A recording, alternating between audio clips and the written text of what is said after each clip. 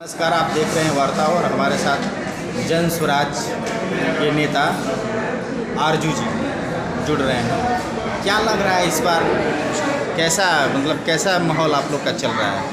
सबसे पहले मैं आपका शुक्रिया अदा करता हूँ, नमस्कार करता हूँ। इलेक्ट्रॉनिक मीडिया है आपका जो है यहाँ पर क्या दायित्व है, किस दायित्व पे हैं आप?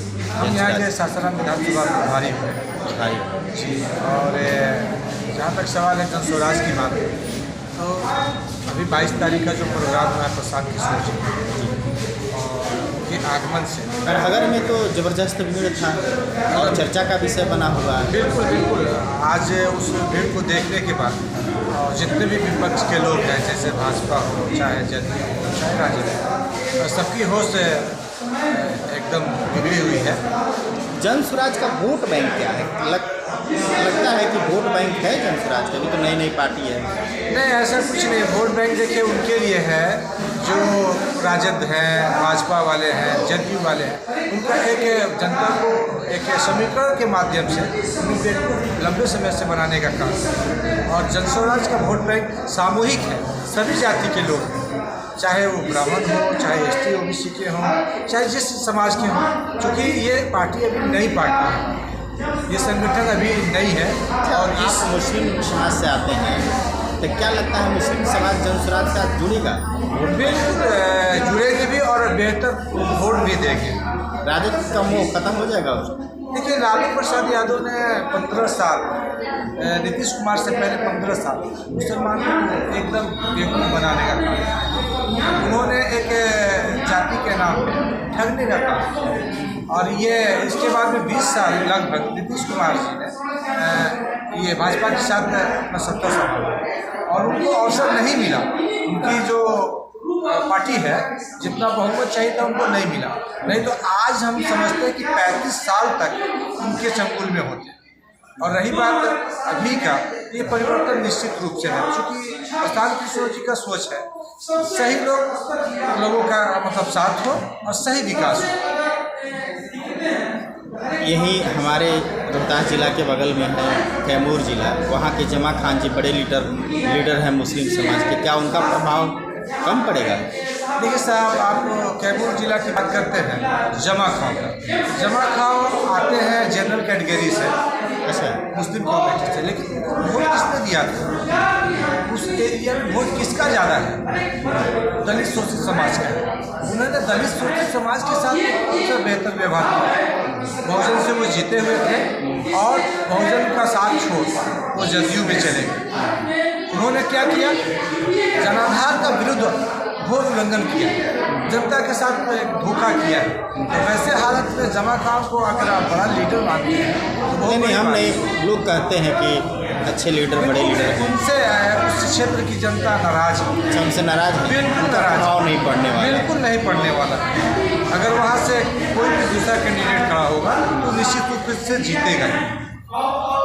कुछ समाज में लोग चर्चा करते हैं कि प्रशांत किशोर जैसे दिल्ली में केजरीवाल है वैसे ही है, ये केजरीवाल की तरह है, आ रहे हैं शीश महल बनाएंगे अपना और निकल जाएंगे। इस पर आपका क्या ओपिनियन? अच्छा, ये बताइए कि केजरीवाल का अगर नाम ले रहे हैं तो केजरीवाल कोई मामले पढ़ा लिखा एक शिक्षक, IAS रैंक का अधिकारी रह चुका है।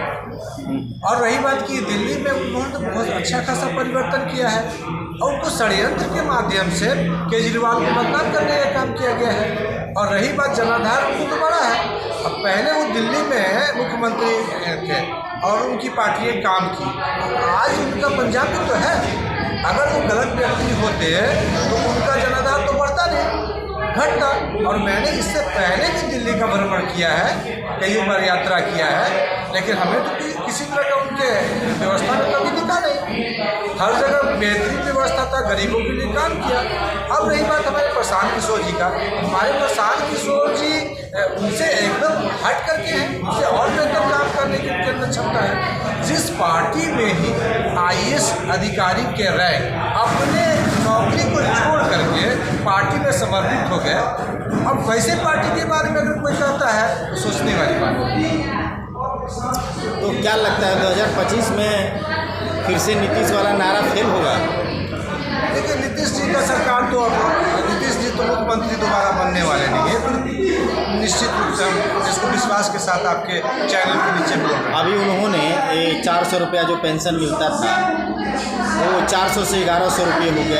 ये किसका देन मानते हैं, आपकी क्या है या नीतीश कुमार?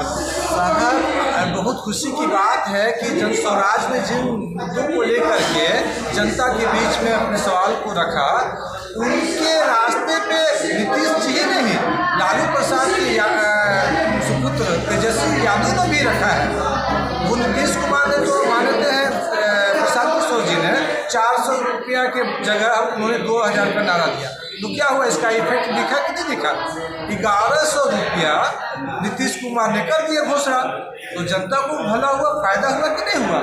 अभी फिलहाल में आप कहीं कहीं देखिएगा, चौक चौराहे में बैनर पे दिखेगा कि 1500 रुपया का इन्होंने घोषणा किया है। तेजस्वी यादव ने एक माई बहन योजना भी उन्होंने चलाया है। शायद ये तो चला नहीं पाएंगे। माई बहन का मतलब पूरे बिहार में जितनी भी महिलाओं का आबादी है सबको देना पड़ेगा।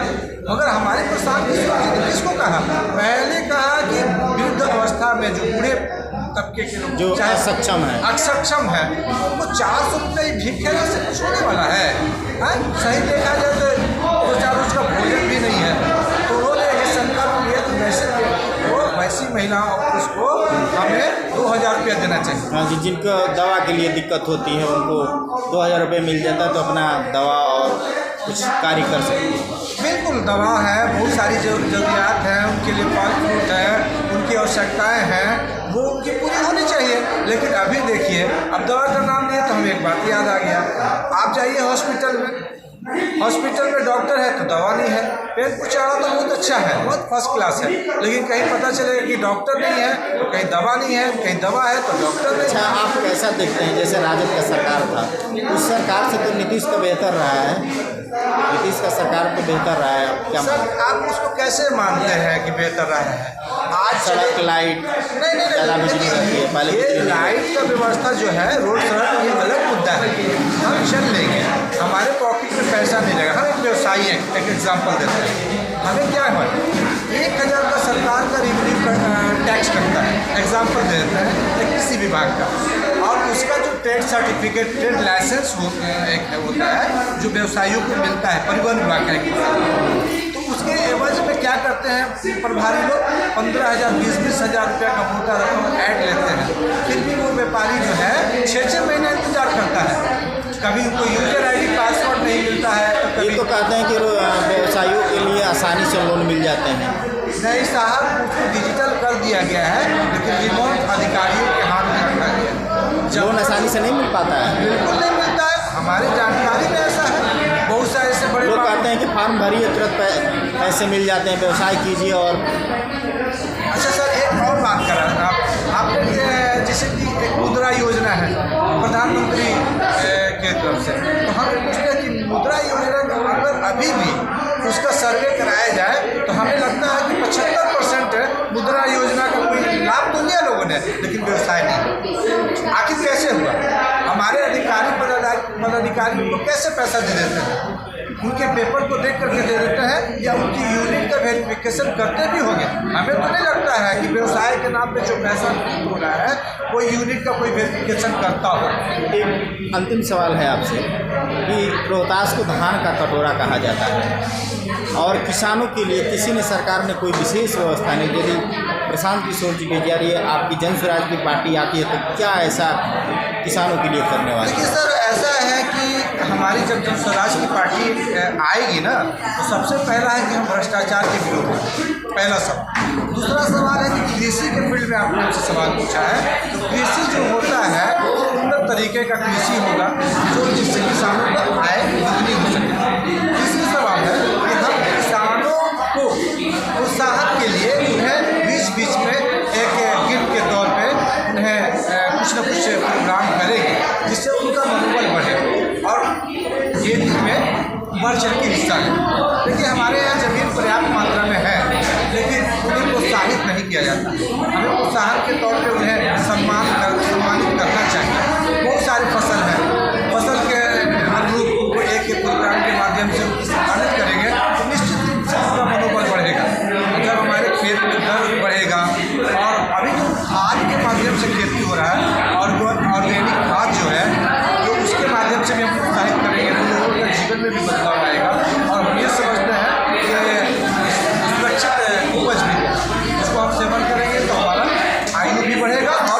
एक